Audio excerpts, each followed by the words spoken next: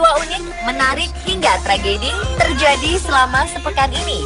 Rangkaian peristiwa tersebut kami rangkum dalam segmen On This Week malam ini.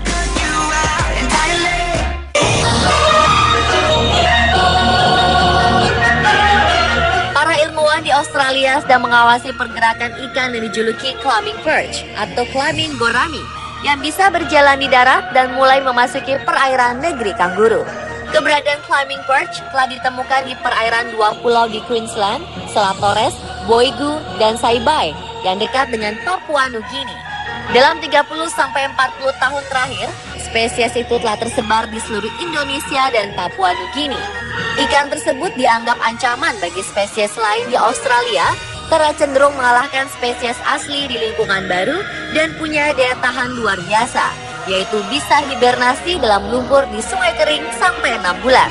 Ia mampu bergerak di darat dan mengambil oksigen langsung dari udara berkat organ yang dimilikinya. Dan ia bergerak dengan menggunakan 2 tutup insangnya.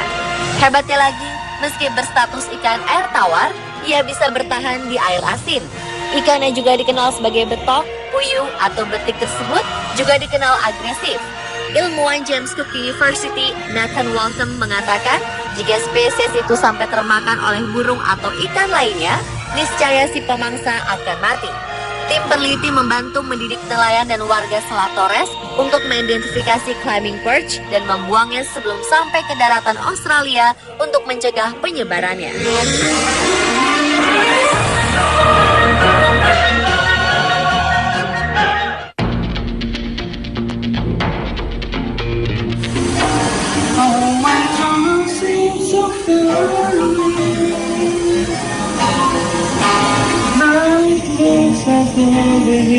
Seorang pria asal Brazil mengejutkan dokter di ruangan operasi karena saat menjalani bedah otak, dia malah tetap asyik bermain gitar menyanyikan lagu andalan The Beatles berjudul Yesterday.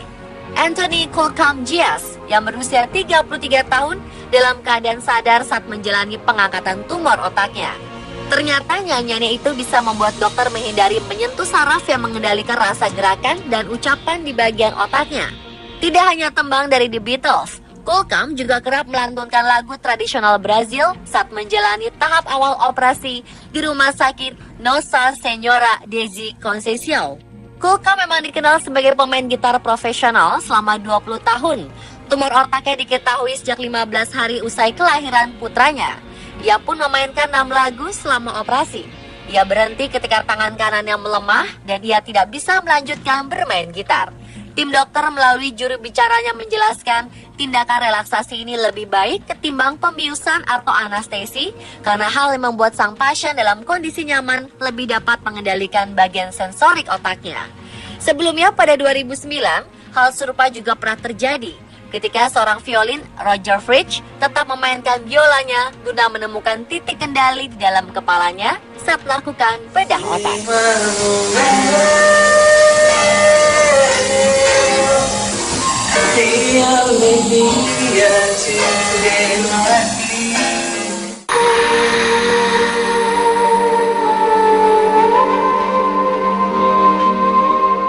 Sebuah video memperlihatkan seekor larva cacing sepanjang 3 cm harus dipancing dengan daun kemangi agar keluar dari mata seorang remaja Peru.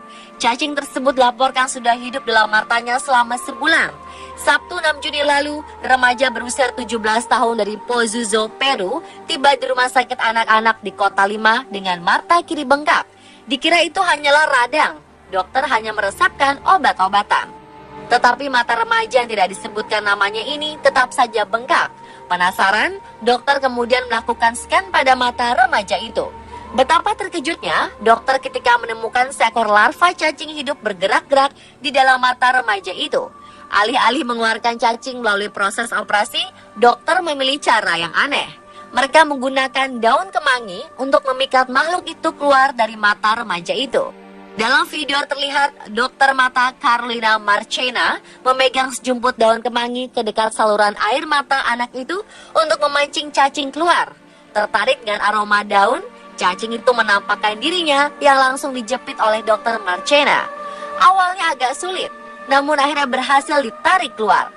Saat diukur, cacing berkepala besar dengan ekor tipis itu panjangnya 3 cm dan lebarnya setengah cm.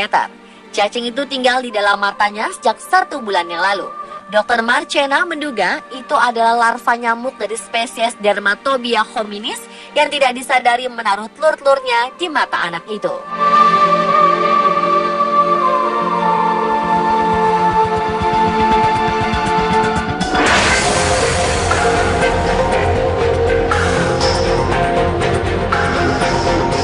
Insiden mengerikan menimpa roller coaster di Taman Hiburan Alton Towers, Inggris. Kecelakaan itu membuat 4 orang terluka parah setelah 2 gerbong roller coaster tabrakan. Ada 16 orang di dalam The Smiler, nama salah satu roller coaster, sementara yang lainnya tak berpenumpang. Para korban, 3 diantaranya remaja, mengalami cedera kaki serius. 1 unit ambulans udara dipanggil ke resort hiburan yang terletak di dekat kota Nottingham di Inggris Tengah. Butuh 5 jam untuk mengeluarkan semua penumpang dari roller coaster yang menggantung di ketinggian 7 meter dari tanah. Musisi dan penyiar radio Danny Sim mengaku melihat pemandangan horor di taman hiburan tersebut. Banyak orang tak sadarkan diri, tergantung darah di mana-mana. Ini benar-benar mengerikan, tulisan di Twitter. Saksi mata lainnya, Nicola Haas, juga mengungkapkan hal serupa. Sangat menakutkan, ada seorang pria yang wajahnya menghantam roller coaster. Begitu ujarnya di akun media sosial. Roller coaster The Smiler dibuka pada tahun 2013, merupakan wahana pertama di dunia yang memiliki 14 putaran.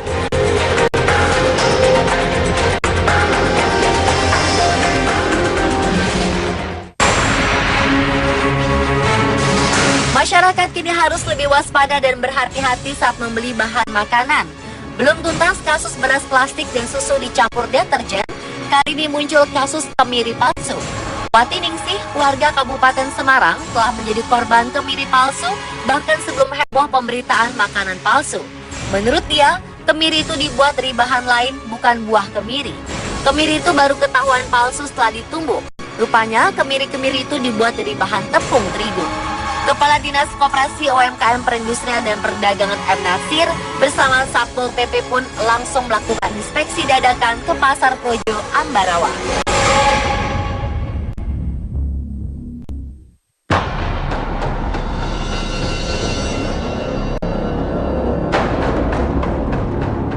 Jauh sebelum selfie menjadi gaya hidup, pria Alaska ini mulai mengambil gambar dirinya setiap hari. Sekarang, 16 tahun kemudian, Jonathan Keller telah merilis video time-lapse luar biasa yang terdiri dari 5.840 foto selfie wajahnya. Video berdurasi 3 menit dan 50 detik itu menunjukkan transformasi dirinya saat masih 22 tahun hingga sekarang ketika dia berumur 39 tahun. Proyek Keller berjudul Living My Life Faster dimulai pada tanggal 1 Oktober 1998. Sejak itu, dia mengambil sebuah selfie wajah dirinya setiap hari dengan ekspresi yang sama. Tujuannya adalah untuk menunjukkan bahwa perubahan harian penampilannya hampir tidak signifikan bila dilihat secara kronologis. Tapi jika dilihat melalui sudut pandang sebelum dan sesudah, jelas nampak pertambahan usia di wajahnya. Setelah melakukan selfie beberapa kali, Keller merasakan ada sesuatu yang lebih bermakna baginya. Proyek itu untuk melihat perbedaan dalam diri Keller dari hari ke hari, tetapi kemudian berubah menjadi dokumentasi perubahan wajahnya dalam jangka panjang. Keller mengatakan bahwa ia berencana untuk melanjutkan foto selfie wajahnya sampai hari ia meninggal.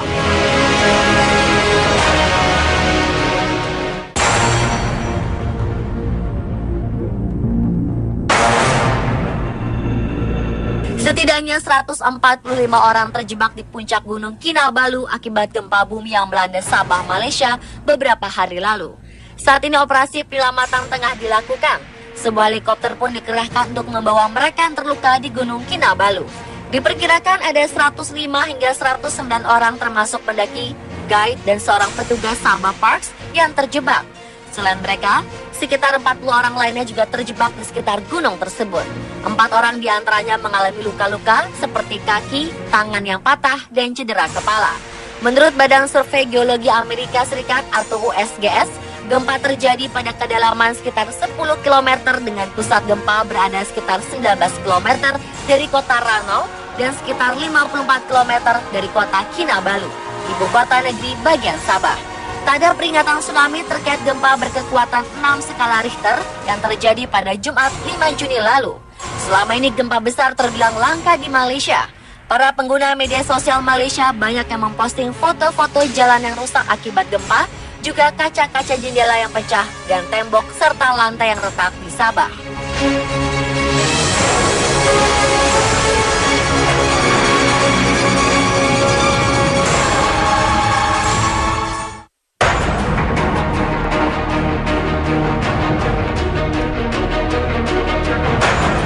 Korban tewas akibat ledakan yang terjadi di sebuah pom bensin di Ghana bertambah menjadi 90 orang. Presiden Ghana, John Dramani Mahama, pada hari Kamis mengumumkan 3 hari berkabung untuk tragedi memilukan tersebut. Sebuah pernyataan disampaikan Mahama saat berkeliling di lokasi bencana. Ia menggambarkan hilangan nyawa dalam peristiwa ini sebagai bencana dan belum pernah terjadi sebelumnya. Juru bicara Kepolisian Nasional Ghana, Arthur Cepas, mengatakan ada 90 orang yang terkonfirmasi tewas dalam tragedi itu. Korban yang tewas adalah mereka yang tengah berteduh dari hujan deras di pom bensin tersebut. Insiden maut tersebut terjadi di sebuah pom bensin di daerah Kwame Nkrumah, Accra, ibu kota Ghana, Rabu 3 Juni sekitar pukul 22 waktu setempat. Ledakan disebabkan oleh kebakaran yang terjadi di terminal truk yang berada di dekat pom bensin tersebut.